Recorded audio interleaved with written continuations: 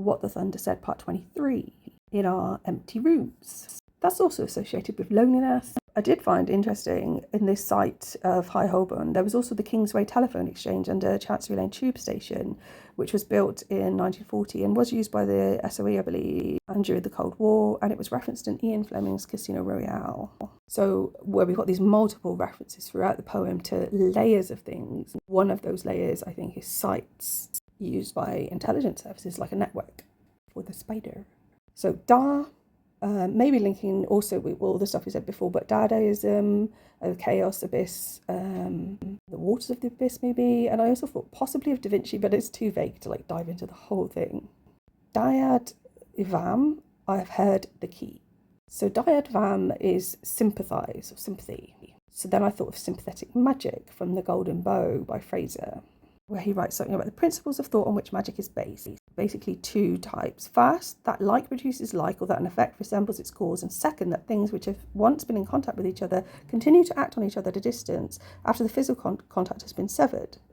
The former principle, the law of similarity, and the latter, the law of contact or contagion. I thought I have heard the key could also be like I have heard the note, as the key of a piano, and a key as in decoding. Eliot actually cites Dante Inferno, and I heard locking up the underdoor of the horrible tower. So we've had towers several times throughout the poem. So another reference, Janus had a key in one hand and a stick in the other. And there's also the Key of Solomon, which is a magical text where I find references to turning four quarters of the earth and something about under curses, these names which can turn aside lightning and thunder. And the names are all listed in the Hebrew alphabet, but it basically says something like when you say them in this way or having invoked something, they mean something else. But I think there's a deeper meaning to that. It's like the alphabet literally is the creation of the world.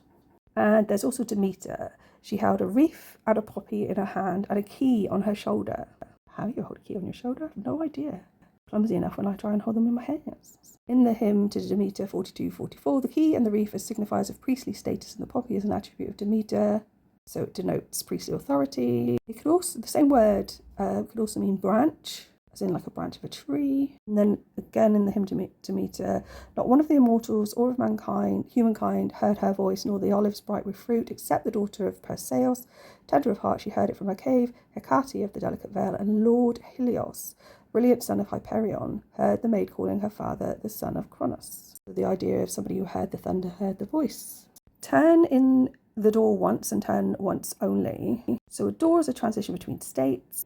And in the hymn to Demeter, to her they raced, but the goddess stepped on the threshold, her head reached the roof, and she filled the doorway with divine light. That doorway also has associations with labour, childbirth. Thanks for listening. Still not feeling